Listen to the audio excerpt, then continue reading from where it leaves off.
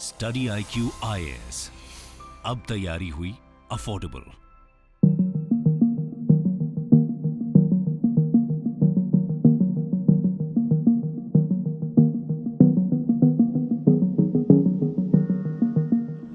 दोस्तों, ये सभी स्टेटमेंट्स अभी आपने अपनी जो स्क्रीन पर देखे, ये अमेरिकन ऑफिशियल्स के द्वारा दिए गए हैं, जिससे साफ होता है कि अमेरिका डेस्परेटली इंडिया का डिफेंस पार्टनर बनना चाहता है। रिसेंटली अमेरिका वाशिंगटन DC में PM नरेंद्र मोदी के लिए एक स्टेट विजिट होस्ट कर रहा है और ऐसा माना जा रहा है कि इस विजिट के दौरान दोनों देशों के रिलेशंस में कई तरह के प्रोग्रेस भी देखे जाएंगे। साथ ही दोनों कंट्रीज कई तरह की डील्स को भी साइन करने वाली हैं। और ऐसे में सवाल ये उठता है कि क्यों अमेरिका सिर्फ इंडिया के ही साथ ये डील करना चाहता है, भारत अमेरिका को ही क्यों अपना डिफेंस पार्टनर बनाना चाहता है, और अमेरिका क्यों भारत को अपनी ऑर्डिनेंस फैक्ट्री के तौर पर एस्टैब्लिश करना चाहता है। स्वागत है आप सभी का स्टडी IQ में। अनुराग पांडे नाम है हमारा, और आज की इस वीडियो में हम आपको इन्हीं सब सवालों का जवाब देने वाले हैं। लेकिन आइए सबसे पहले ये समझ लेते हैं कि आखिर अमेरिका को ऐसा क्या डर है जिसकी वजह से वो भारत की ओर इंक्लाइंड हो रहा है। दोस्तों, वीडियो को कंटिन्यू करें उससे पहले आप सभी के लिए एक इम्पोर्टेंट अपडेट है। दरअसल IAS की तैयारी को और भी अफोर्डेबल एंड कॉम्प्रिहेंसिव बनाने के लिए स्टडी IQ आपके लिए लाया है P2I, that means prelims to interview program 2024। दोस्तों, इसके जरिए आप प्रीलिम्स, मेंस एंड इंटरव्यू यानी UPSC एग्जाम के तीनों स्टेज की तैयारी एक साथ कर सकते हैं। UPSC सिलेबस को कंसीडर करते हुए इस बैच में आपको लाइव क्लासेस के through basic to advance cover कराया जाएगा। साथ ही mentorship, test series, crash course, notes और बुक्स, ये सब कुछ भी आपको इस बैच में मिल रहा है। CIS live prelims to interview 2024 batch को अगर आप ज्वाइन करना चाहते हैं और आप AN लाइव कूपन कोड का इस्तेमाल करते हैं तो इस बैच की टोटल फीस 45,000 की बजाय आप इसे 29,999 का अवेल कर सकते हैं। इस बैच से रिलेटेड अधिक जानकारी के लिए आप स्क्रीन पर दिए गए नंबर पर कॉल कर सकते हैं या फिर वीडियो के डिस्क्रिप्शन बॉक्स में दिए गए कोर्स से रिलेटेड PDF को भी डाउनलोड कर सकते हैं। दोस्तों, आज अमेरिका के सामने जो सबसे बड़ा चैलेंज है वो है अमेरिका का मिलिट्री पावर। आपको बता दें कि अमेरिकन मिलिट्री आने वाले 20 सालों में कमजोर होती जाएगी, लेकिन अमेरिका को सबसे बड़ा खतरा किसी और देश से नहीं बल्कि खुद की इंडस्ट्रियल वीकनेस से है, जो कि US मिलिट्री को कमजोर बनाती जा रही है। देखा जाए तो अमेरिका आज अपनी मिलिट्री के लिए सफिशिएंट मिलिट्री वेपन्स और म्यूनिशंस को मैन्युफैक्चर नहीं कर पा रहा है, जिसके चलते वो डिफेंस इक्विपमेंट्स मैन्युफैक्चरिंग में सीवियर फॉल फेस कर रहा है। दोस्तों, अमेरिका भी ये बात जानता है कि उसके लिए अपने डिफेंस सप्लाईज को रिस्टोर करते रहना कितना जरूरी है। आप देख सकते हैं कि रशिया यूक्रेन वॉर में लगातार यूक्रेन को डिफेंस सप्लाईज एक्सपोर्ट करने की वजह से भी अमेरिकन डिफेंस स्टॉक खाली होते जा रहा है। साथ ही साथ NATO कंट्रीज को भी अमेरिका म्यूनिशन सेंड किया जा रहा है। ऐसे में अमेरिका में डिफेंस इक्विपमेंट की शॉर्टेज होना जायज है। दोस्तों, ये तो बात हुई आज की, लेकिन आने वाले 5 से 7 सालों में अमेरिका को चाइना के साथ होने वाले कॉन्फ्लिक्ट के लिए तैयार रहना होगा। देखा जाए तो अमेरिका का डिफेंस मैन्युफैक्चर बेस पिछले 30 सालों में काफी श्रंक हो चुका है। उनकी प्रोडक्शन कैपेबिलिटीज बहुत लिमिटेड हो चुकी हैं और बहुत ही कम डिफेंस कॉन्ट्रैक्टर ये काम कर रहे हैं। इसलिए अमेरिका डिफेंस कंपोनेंट्स की ग्लोबली आउटसोर्सिंग कर रहा है। दोस्तों, इन सब के अलावा अमेरिका डिफेंस प्रोक्यूरमेंट्स, ब्यूरोक्रेट्स और डिलेज की मेज में भी उलझता जा रहा है और स्किल्ड प्रोफेशनल की भी शॉर्टेज देखी जा रही है। ऐसे में अमेरिका का बड़ा कंसर्न ये है कि कैसे वो अपने डिफेंस सप्लाईज को स्टॉकअप कर सके। और दोस्तों, इसीलिए अमेरिका भारत का साथ चाहता है। लेकिन सवाल ये है कि भारत ही क्यों, और भारत इस सिचुएशन में अमेरिका की मदद कैसे कर सकता है। आइए इसे भी समझ लेते हैं।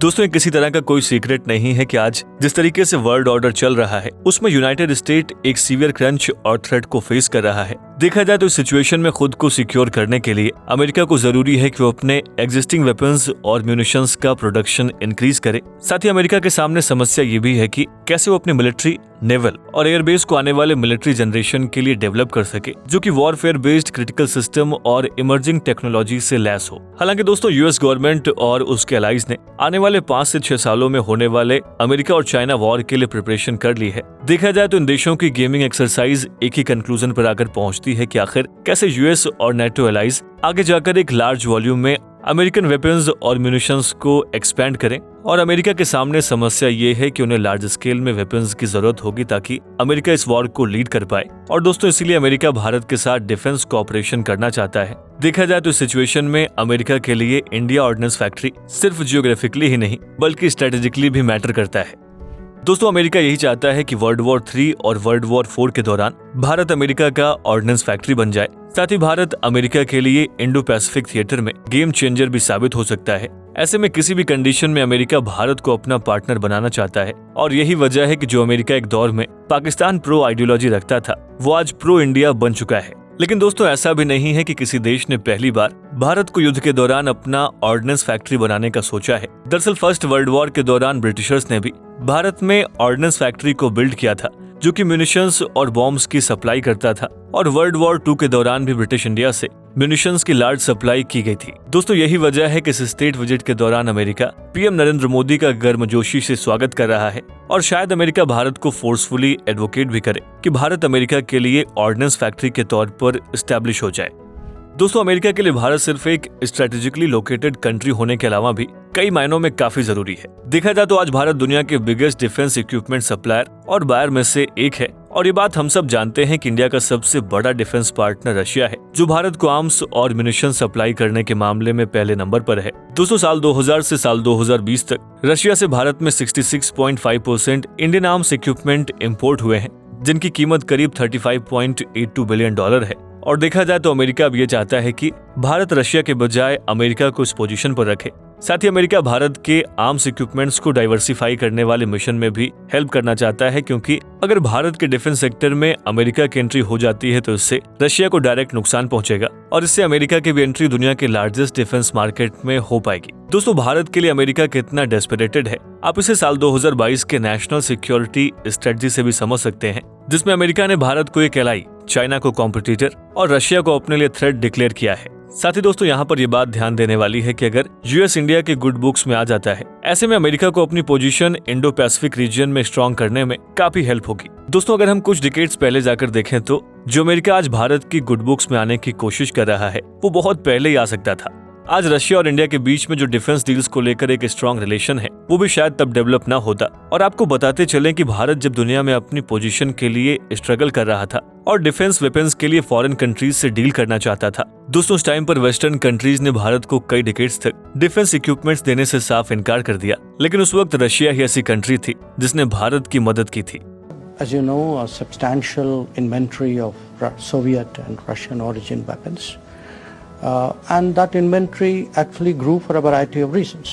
You know, the merits of the weapon systems themselves, but also because for multiple decades, Western countries did not supply weapons to India, and in fact saw a military dictatorship next to us as the preferred partner. दोस्तों देखा जाए तो Russia ने defence से लेकर geopolitical issues तक हमेशा से भारत का साथ दिया है, चाहे वो अपने वीटो पावर का इस्तेमाल करके भारतीय राज्यों को बचाने की बात हो या फिर 1971 के युद्ध में बंगाल की खाड़ी में अमेरिकन जहाजों को घेरने की बात। रशिया हमेशा से ही भारत का साथ देते आया है। हालांकि इसके बाद भी भारत की पॉलिसी ऐसी है कि वो सभी देशों के साथ न्यूट्रल रिलेशंस बनाकर रखेगा, लेकिन इसका मतलब ये बिल्कुल भी नहीं है कि भारत अमेरिका के कहने पर रशिया से अपने डील्स को खत्म कर दे। और ये बात दोस्तों अमेरिका भी बहुत अच्छे से जानता है। दोस्तों हमने ये जान लिया कि इंडिया एक लार्ज इंपोर्टर है रशिया डिफेंस इक्विपमेंट्स का, लेकिन वहीं दूसरी ओर अमेरिका इंडियन डिफेंस इक्विपमेंट का बड़ा एक्सपोर्टर है। ऐसे में आइए समझते हैं कि इंडिया का डिफेंस एक्सपोर्ट मार्केट कितना बड़ा है। दोस्तों पिछले 9 सालों में भारत के डिफेंस एक्सपोर्ट में लगभग 23% की ग्रोथ देखी गई है। देखा जाए तो मौजूदा समय में भारत 80 कंट्रीज को डिफेंस इक्विपमेंट्स एक्सपोर्ट करता है। साथ ही इंडियन डिफेंस कंपनीज तेजी से अमेरिकन डिफेंस कंपनीज के सप्लाई चेन का एक बड़ा हिस्सा बनते जा रही हैं। देखा जाए तो एशियन और अफ्रीकन कंट्रीज के साथ साथ अमेरिका भी इंडियन डिफेंस इक्विपमेंट्स का बड़ा खरीदार है। साथ ही आपको बताते चलें कि भारत के डिफेंस एक्सपोर्ट का 70% प्राइवेट सेक्टर से और 30% पब्लिक सेक्टर से आता है। अगर एक्सपोर्ट किए जाने वाले मेजर डिफेंस इक्विपमेंट्स की बात करें तो उसमें personal protective item, defence electronics, engineering mechanical equipment, offshore patrol vessels, advanced light helicopters, radio systems और रडार सिस्टम इंक्लूडेड है। दोस्तों साल 2022 में भारत ने एक हाई प्रोफाइल एक्सपोर्ट डील की है जो कि $375 मिलियन की है। ये डील फिलीपींस के साथ ब्रह्मोस सुपरसोनिक क्रूज मिसाइल के एक्सपोर्ट को लेकर है। और देखा जाए तो इंडियन ग्रोथ एक्सपोर्ट में जो इमेंस ग्रोथ देखी जा रही है उसमें मेक इन इंडिया प्रोजेक्ट का बड़ा क्रेडिट है, जिससे आज दुनिया के कई बड़े देश इंडियन डिफेंस इक्विपमेंट्स का इस्तेमाल कर रहे हैं। साथ ही इंडिया के मिनिस्ट्री ऑफ डिफेंस के मुताबिक भारत का आर्म्स एक्सपोर्ट साल 2014 के मुकाबले 6 गुना तक बढ़ चुका है, जो कि साल 2022 के एक डेटा के मुताबिक करीब 15,920 करोड़ के करीब है। दोस्तों पीएम नरेंद्र मोदी की ये स्टेट विजिट डेफिनेटली दोनों देशों के लिए काफी इंपॉर्टेंट होने वाली है। देखा जाए तो आज भारत एक स्ट्रॉन्ग डेवलपिंग कंट्री के तौर पर उभर रहा है और पूरी दुनिया भारत को उभरते हुए भी देख पा रही है। दोस्तों, यही वजह है कि जो कंट्रीज इंडिया से डील्स नहीं करना चाहती थी, अब भारत के लिए स्टैंड लेना चाहती हैं और वो भी आज भारत के साथ डील करने के लिए सामने आ रही हैं। ऐसे में इस बात को खारिज नहीं किया जा सकता है कि आज साउथ एशियन कंट्रीज में भारत सभी की पहली चॉइस बनता जा रहा है।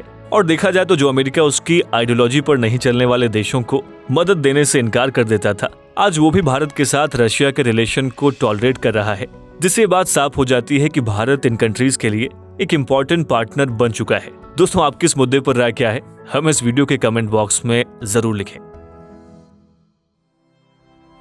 स्टडी IQ IAS, अब तैयारी हुई अफोर्डेबल।